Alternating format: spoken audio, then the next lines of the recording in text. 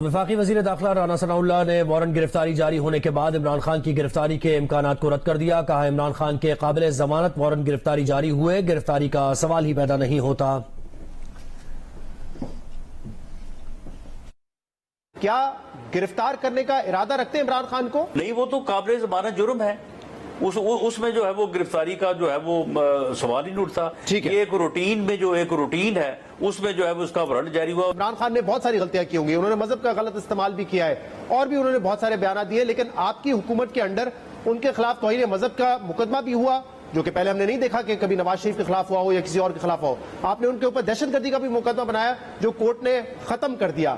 تو اب آپ بنانے چاہتے ہیں غداری کا مقدمہ. اس کے اوپر جب پارلیمنٹ میں بحث ہوگی تو اوپن بحث ہوگی نا. یہ اگر غداری بنتی ہے، یہ آئین کی وائلیشن بنتی ہے، یہ کسی قانون کی وائلیشن بنتی ہے، یہ آفیشل سیکرٹ ایکٹ کی وائلیشن بنتی ہے، جو بھی بنتا ہے، تو یہ جب ایک اجتماعی سوچ سامنے آئے گی تو پھر ہم اس سے متفق ہوں گے.